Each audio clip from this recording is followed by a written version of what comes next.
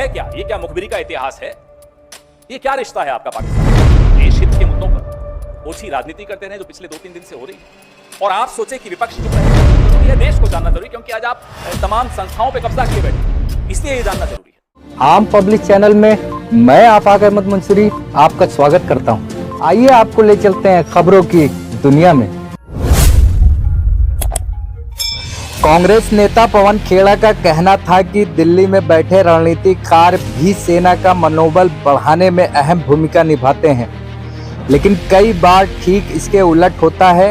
उन्होंने विदेश मंत्री एस जयशंकर की वीडियो बाइट चलवाई। उन्होंने कहा, जयशंकर इस तरह का बयान दें जिससे पूरी दुनिया में हमारी हंसी उड़ रही है, इसलिए राहुल गांधी बार बार कह रहे हैं कि जवाब दीजिए। ऑपरेशन सिंदूर चर्चा में है। कांग्रेस प्रवक्ता पवन खेड़ा ने एक बार फिर मोदी सरकार और विदेश मंत्री एस जयशंकर पर तीखे सवाल उठाए हैं। दिल्ली में आयोजित प्रेस कॉन्फ्रेंस में पवन खेड़ा ने आरोप लगाया कि पाकिस्तान को पहले से सर्जिकल स्ट्राइक की जानकारी दी गई थी। उन्होंने कहा, क्या आपको आतंकियों पर इतना भरोसा था कि आप उन्हें पहले ही सूचित कर देंगे और वे वहीं बैठे रहेंगे? इसे कूटनीति नहीं, मुखबरी कहते हैं। पिछले कई दिनों से आप देख रहे हैं किस तरह का विमर्श हो रहा है। अभी थोड़ा शांति बनाएं प्लीज। युद्ध जब होता है या कॉन्फ्लिक्ट जब होता है तो युद्ध सिर्फ सीमाओं पर नहीं लड़ा जाता। सेनाएं बहादुरी से सीमाओं पर अपना काम मुस्तैदी से कर रही होती हैं। युद्ध में बहुत अहम भूमिका उन रणनीतिकारों की होती है जो राजधानी में बैठे होते हैं। वो मंत्री हों, वो अफसर हों, वो प्रधानमंत्री हों, वो विदेश मंत्री हों, इन तमाम लोगों की एक भूमिका बहुत महत्वपूर्ण होती है, जो सेना के पराक्रम को या तो बूस्ट कर सकती है या सेना के पराक्रम को और नुकसान भी पहुंचा सकती है, उनके मनोबल को नुकसान पहुंचा सकती है, जो हमने इस बार बहुत अफसोस के साथ कह रहे हैं कि होते हुए देखा।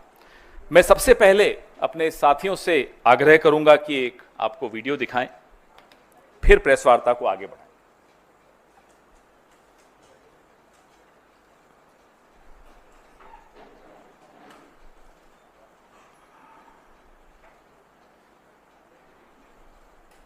At the start of the operation, we had sent a message to Pakistan saying we are striking at terrorist infrastructure. We are not striking at the military.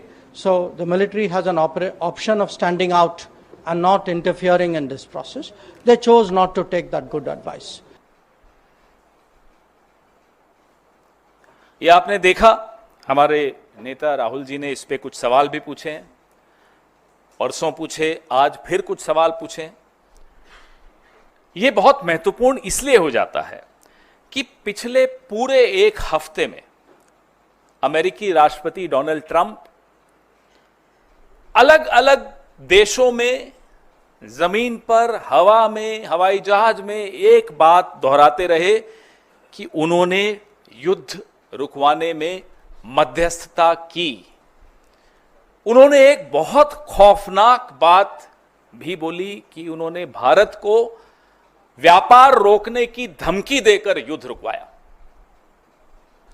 This is a very dangerous comment coming from the American President Donald Trump, that he threatened India, that he'll stop trade with India if the war doesn't stop. तो सिंदूर का सौदा होता रहा, प्रधानमंत्री चुप रहे। विदेश मंत्री के मुंह से एक शब्द नहीं निकल रहा, एक शब्द नहीं निकल रहा, दोनों के मुंह से नहीं निकल रहा। हमें नहीं मालूम कि ऐसी कौन सी सीक्रेट्स हैं, ऐसे कौन से रहस्य हैं मोदी जी के, जयशंकर जी के या भाजपा के और नेताओं के, अमेरिका के पास, और मैं तो कहूंगा चीन के पास।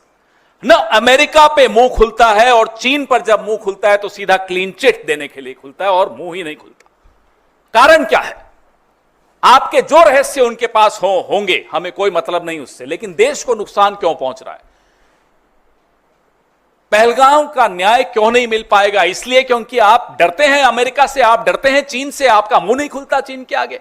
सबको मालूम है, पूरे देश को मालूम है, पूरे विश्व को मालूम है चीन की भूमिका क्या रही इस युद्ध में।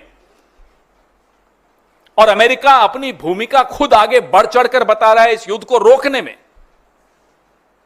और जयशंकर जी का मुंह नहीं खुलता कि कैसे जयशंकर जी खुद प्रेस एजेंसीज को सामने बैठाकर और खुद बता रहे हैं कि हमने पाकिस्तान के आतंकी ठिकानों पर हमला करने से पहले पाकिस्तान को सूचित कर दिया था। अब यह सूचित करने का क्या मतलब होता है? इतना भरोसा है आपको आतंकियों पर कि आप सूचित कर देंगे और वो वहीं रहेंगे या वो चुपचाप बैठेंगे? ये भरोसा है आपको उन आतंकियों पे? रिश्ता क्या है आपका? कैसे आप बोल रहे हो उनको? क्यों बताया आपने उनको? और इसको आप क्या कूटनीति कहेंगे? ये डिप्लोमेट रहे हुए हैं। आज जो देश के विदेश मंत्री हैं ये एक राजदूत रहे हुए हैं, आईएफएस ऑफिसर रहे हुए हैं। क्या इसको कूटनीति कहते हैं? माफ कीजिएगा, हमारी देहाती भाषा में इसको मुखबिरी कहते हैं, इसको कूटनीति नहीं कहते। ये मुखबिरी है, ये अपराध है, ये गद्दारी है। और उसके बाद लीपापोती पूरी कि मैंने ऐसा नहीं। अरे आपने तो खैर लीपापोती भी नहीं कि आपके विभाग से एक चिट्ठी आ गई कि ये ऐसा नहीं कहा। आपके मुंह से ये शब्द एक एक यहां मीडिया कर्मी बैठा है, देश के हर नागरिक ने, विश्व के हर नागरिक ने देखा आपने क्या बोला कि हमने पाकिस्तान को बता दिया था कि हम सिर्फ आतंकी ठिकानों पर हमला करने जा रहे हैं। अब बताइए, मुखबिरी नहीं है तो क्या है? और मुखबिरी का इतिहास लंबा है, अभी उस पर भी आऊंगा मैं। अब हम यह जानना चाहते हैं, क्या इसी मुखबिरी की वजह से अजहर मसूद जिंदा भाग गया?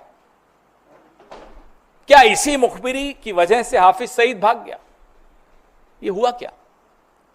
क्या देश को यह जानने का हक नहीं है कि आपने पहले ही सूचित करके अजहर मसूद को बचाया? ये वही अजहर मसूद है जिसको पहले भी बचाया गया था। कंधार में जब IC 814 को हम छुड़वाने गए थे, तब इसी अजहर मसूद को हम जाकर उनको सुपुर्द करके आए थे। ये दूसरी बार बचाने की साजिश क्यों हो रही? क्यों बचाया गया अजहर मसूद को? कारण बताइए।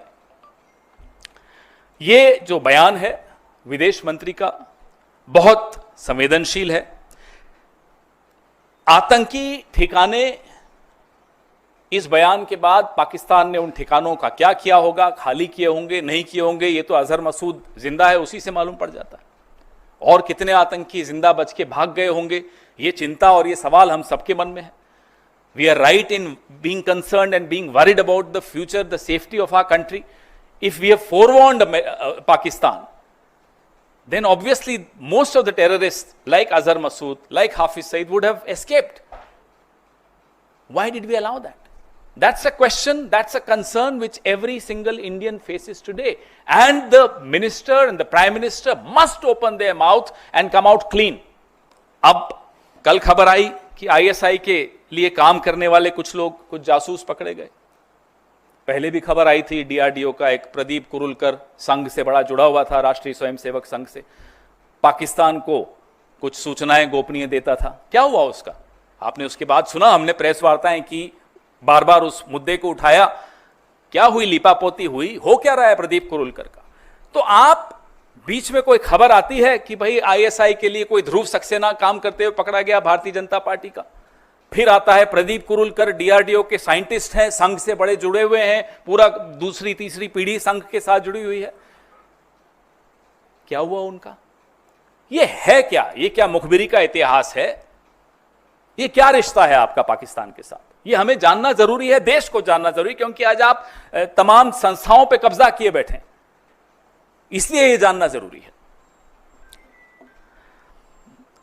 नरेंद्र मोदी जी जब मुख्यमंत्री थे गुजरात के, तो एक लाइन बड़ी अच्छी बोलते थे, जो आज के लिए बिल्कुल उपयुक्त है, कि समस्या बॉर्डर पे नहीं है, समस्या दिल्ली में है। उसी समस्या के बारे में आज हम आपसे चर्चा कर रहे हैं कि यह समस्या दिल्ली में है, जो पाकिस्तान को पहले ही सूचित कर देती है कि पाकिस्तान हम आ रहे हैं, थोड़ा देख लेना। दूसरा वीडियो चलाइए। हम पर बड़ा बोला जाता है कि अरे राहुल जी का बयान पाकिस्तान के टीवी पे चल रहा है, हमारी सहयोगी सुप्रिया जी के लिए आया पाकिस्तान चला रहा है, मेरे लिए आया पाकिस्तान के टीवी पे चल रहा है। अब मैं बताता हूं पाकिस्तान के टीवी पे क्या दिया कि हम मजबूर हैं, हमने ये करना है, मगर फिक्र की कोई बात नहीं है, हमारे इरादे कोई जंग के नहीं है। हाँ, मिलिट्री के आपके निशाना नहीं बनाएंगे। हम टेररिस्ट के 4-5 ठिकाने हैं, वहां एक एक ठा कर देंगे। हाँ। और आंख मारी के निकाल लो लोगों को वहां से। जी, बताने का तो यही बता, वहां तो यही तनकीद की जा रही है कि आपने तो अलर्ट कर दिया भाई। तो जाहिर है फिर वहां से अगर कोई था वहां, हाँ। बच्चे थे तो उनको निकालिए, फिर भी कुछ रह गए फिर भी मारे गए। सिविलियंस मारे गए।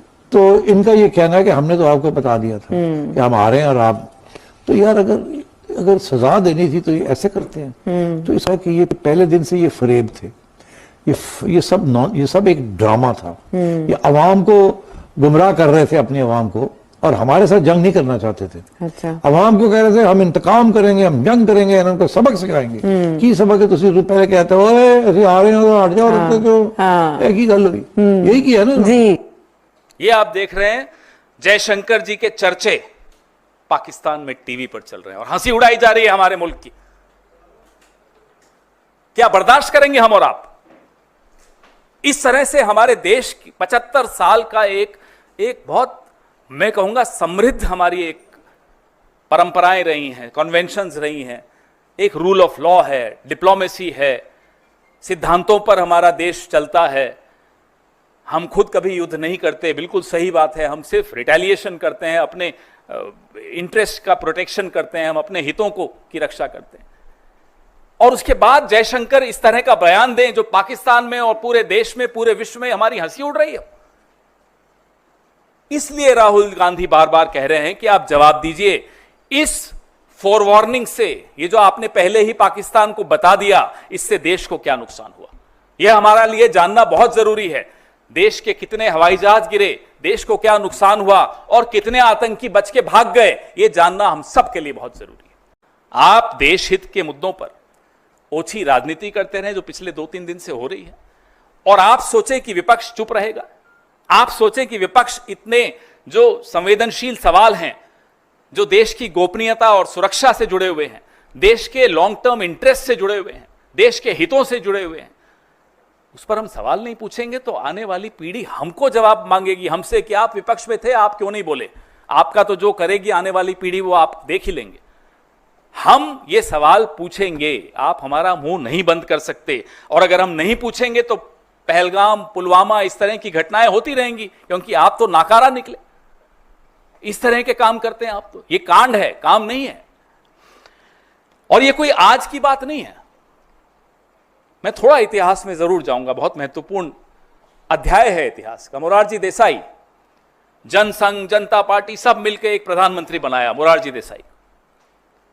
मोरारजी देसाई ने, और ये रिकॉर्डेड हिस्ट्री है, कोई हवाबाजी व्हाट्सएप यूनिवर्सिटी और ये आईटी वाली ट्रोल नहीं है, रिकॉर्डेड हिस्ट्री है। मोरारजी देसाई ने फोन उठाकर जनरल जियाउल हक को कहा कि हमें राव वालों ने बताया है काहुता में आपका न्यूक्लियर क्या तैयारी चल रही है। पूरे डिटेल रॉ के हमारे जो इंफ्रास्ट्रक्चर था पाकिस्तान में, जो हमारे कैंप्स, वो सारा बता दिया उनको।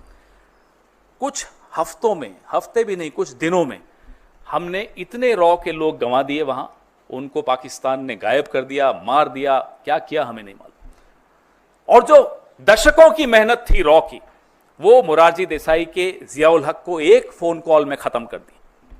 इसीलिए कहता हूं मुखबिरी का इतिहास है। और ये मोरारजी देसाई हैं। जैसा देश में हमारे भारत रत्न होता है ना, पाकिस्तान में निशाने पाकिस्तान होता है। मोरारजी देसाई को पाकिस्तान ने निशाने पाकिस्तान से नवाजा। हम चुप रहते हैं, इसका मतलब नहीं कि हम ये सब पीड़ा हम सब ने झेली नहीं है, इस देश ने नहीं झेली। आज भी कीमत अदा कर रहे हैं मोरारजी देसाई के इस अपराध का, पाप का। ये पाप की श्रेणी में आता है जो मोरारजी देसाई ने किया, और ये पाप की श्रेणी में आता है जो एस जयशंकर ने किया, और ये पाप की श्रेणी में आता है जो प्रधानमंत्री की चुप्पी है, जो जयशंकर की चुप्पी है चीन और अमेरिका को लेकर। इससे बड़ा पाप इस देश में किसी सरकार ने, किसी विदेश मंत्री ने, किसी प्रधानमंत्री ने नहीं किया, जो मोरारजी देसाई ने किया, जो नरेंद्र मोदी ने किया, और जो एस जयशंकर अभी कर रहे हैं इस देश के साथ। यह गुस्सा हम सबके दिलों में है, क्योंकि हमारे सैनिक पूरा पराक्रम दिखाकर पाकिस्तान को घुटनों पर ले आते हैं, और अचानक डोनाल्ड ट्रंप आते हैं और कहते हैं सीज फायर मैंने करवाया।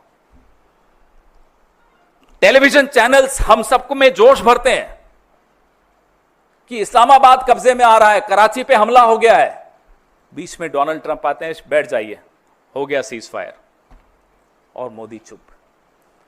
सिंदूर से सौदा मंजूर नहीं है, देश के प्रति गद्दारी मंजूर नहीं है। वो कोई हो, किसी भी पद पर बैठा हो, देश के प्रति गद्दारी अगर करेगा तो हम सवाल पूछेंगे और जनता उसको। अगर आपने हमारे चैनल को सब्सक्राइब नहीं किया है तो आम पब्लिक चैनल को सब्सक्राइब कीजिए और हाँ, बेल आइकन जरूर दबाइए